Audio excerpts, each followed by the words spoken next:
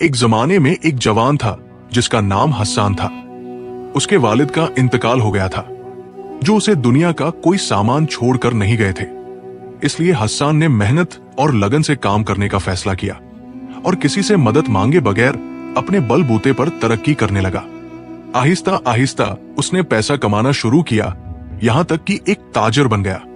हस्सान की एक कजिन थी जिसका नाम सफिया थी। वो खूबसूरत थी और अपने अच्छे अखलाक और अक्लमंदी की वजह से मशहूर थी। बचपन से ही उसमें एक खूबी थी जो उसे दूसरी औरतों से मुमताज करती थी, और वह थी वफादारी। जब हस्सान एक कामयाब ताजर बन गया और अपने पैरों पर खड़ा हो गया तो उसने शादी का फैसला किया। उसे अपनी कजिन सफिया से बेहतर कोई रिश्ता नजर न आया जो वफादारी और अच्छे अखलाक की मालिक थी। चुनांचे हस्सान ने सफिया से शादी कर ली। दोनों के अच्छे अखलाक की वजह से वो बहुत खुशो खिरम जिंदगी गुजारने लगे। हस्सान हर रोज अपनी दुकान पर जाता और दोपहर या रात को वापस आता। उसकी खूबसूरत बीवी उसे मुस्कुराते हुए इस्तकबाल करती, जो उसकी थकावट भुला देती। लेकिन ये खुशियां ज्यादा दिन न रही। वक्त गुजरने के साथ हस्सान ने महसूस किया कि उसका कारोबार पहले जैसा नहीं रहा और उसकी आमदनी बहुत कम हो गई है। इसलिए उसने अपने शहर का बाजार छोड़ने और दूसरे शहर जाने का फैसला किया। शायद वहां उसका कारोबार फिर से चमक उठे और अल्लाह उस पर रिस्क के दरवाजे खोल दे। जब उसकी बीवी सफिया को उसके जाने का पता चला तो वो बहुत उदास हुई, क्योंकि वो अपने शौहर के बगैर रहने की आदी नहीं थी। लेकिन उसे समझ आ गई कि जिंदगी गुजारने के लिए ये जुदाई जरूरी है। उसने हस्सान को गले लगाया और अहद किया कि वो उसके घर, माल और इज्जत की हिफाजत करेगी और उसकी गैर मौजूदगी में किसी के लिए दरवाजा नहीं खोलेगी, सिवाय किसी जरूरत या मजबूरी के। हस्सान ने अपना सामान ऊंट पर लादा, अपनी बीवी को अलविदा कहा और सफर पर निकल पड़ा। हस्सान सहरा से गुजरता हुआ एक शहर पहुंचा जहां एक बहुत बड़ा बाजार था। लेकिन बदकिस्मती से इस बाजार पर एक काले गुलाम का कब्जा था, जिसे उसके मालिक ने आजाद कर दिया था और वो बड़ा ताजर बन गया था। अपने रंग की वजह से लोग उसे काला ताजर कहते थे। वक्त गुजरने के साथ इस ताजर ने अपनी शोहरत और ताकत का फायदा उठाते हुए बाजार पर मुकम्मल कंट्रोल हासिल कर लिया। वो हर नए ताजर को रोकता और उससे शर्त लगाता कि अगर वो उसकी पहेलियां हल न कर सके तो उसे अपना सारा माल छोड़ना पड़ेगा। ज्यादातर ताजर उसकी मुश्किल पहेलियों के सामने हार मान जाते और अपना सारा सामान खो देते। अब हस्सान की बारी थी। वो पहली बार इस शहर के बाजार में आया था और वहां के हालात से नावाकिफ था। जब वो अपना सामान लेकर बाजार पहुंचा तो काले ताजर ने उसे रोक लिया और कहा, अगर तुम इस बाजार में तिजारत करना चाहते हो तो पहले तुम्हें मेरी शर्त माननी होगी। हस्सान ने पूछा, वो क्या है? काले ताजर ने जवाब दिया, मैं तुमसे 3 सवाल करूंगा। अगर तुम उनके जवाब न दे सको तो तुम्हारी सारी वफात मेरी हो जाएगी। हस्सान होशियार और ज़हीन था, इसलिए उसने चैलेंज कबूल कर लिया। उसने पहले 2 सवालों के जवाब दे दिए। अब काले ताजर के पास सिर्फ एक सवाल बचा था और वो घबरा गया। उसने हस्सान से एक मुश्किल सवाल पूछा, वो कौन सी चीज है जो दुनिया के हर मुल्क में मौजूद है लेकिन पूरी दुनिया में उसका कोई जीविता नहीं है? हस्सान सोच में पड़ गया और जवाब न दे पाया। फिर उसने आसमान की तरफ देखा और कहा, मुझे जवाब मिल गया है। काला ताजर हैरान हुआ और बोला, फिर बताओ जवाब क्या है? हस्सान ने कहा, वो सूरज है जो हर मुल्क में मौजूद है लेकिन उस जैसी कोई दूसरी चीज नहीं। काला ताजिर हस्सान की जहानत से बहुत मुतासिर हुआ। चूंकि वो चैलेंज हार चुका था, इसलिए उसने हस्सान को अपने घर मदऊ किया ताकि उससे उसके आने का मकसद पूछ सके। वो हस्सान को अपने घर ले गया, उसके लिए खाने पीने की मुख्तलिफ चीजों का इंतजाम किया। खाने के बाद काले ताजिर ने हस्सान से पूछा, अब मुझे बताओ, तुमने अपना गांव और शहर छोड़कर यहां क्यों आया?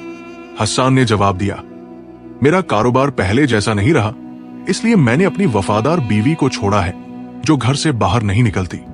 पूरे शहर में कोई उसे नहीं जानता सिवाय उसके वफादारी और अच्छी शोहरत के। मैं यहां आया हूं ताकि शायद मेरा कारोबार फिर से चल निकले।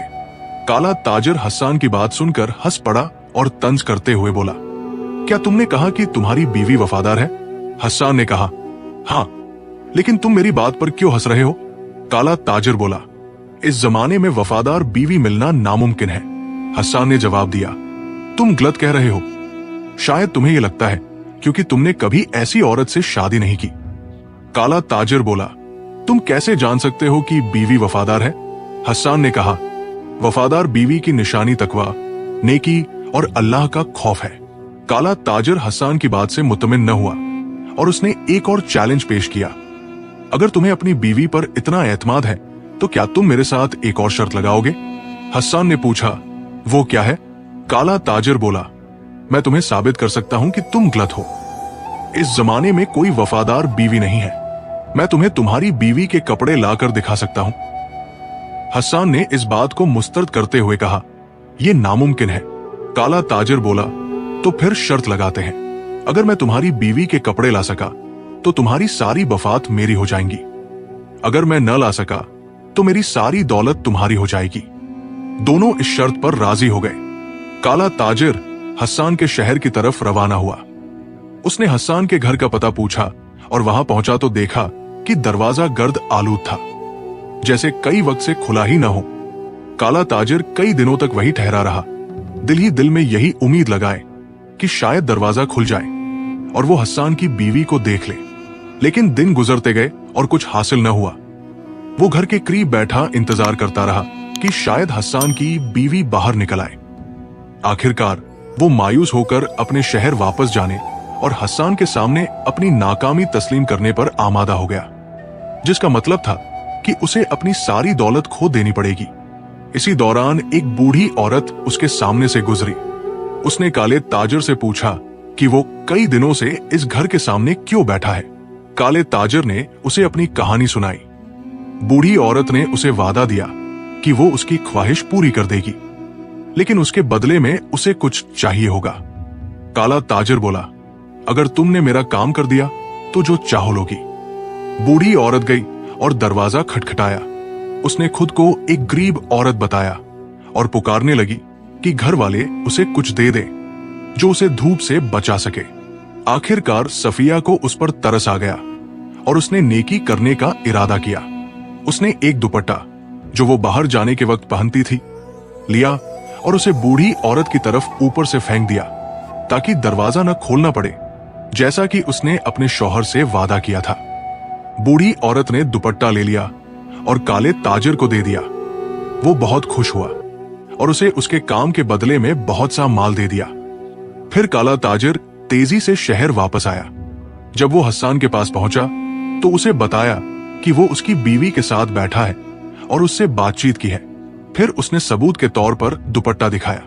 हस्सान ये देखकर हैरान रह गया और बहुत दुखी हुआ, न सिर्फ अपनी दौलत खोने पर बल्कि अपनी बीवी की वफादारी खोने पर। हस्सान ने अपनी सारी वफात खो दी और अब उसके पास कुछ न बचा था जो वो लेकर आया था।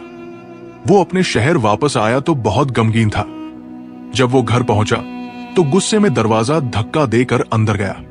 उसने गौर नहीं किया कि दरवाजे पर अब भी वही गर्द जमी हुई थी जो उसने छोड़ी थी।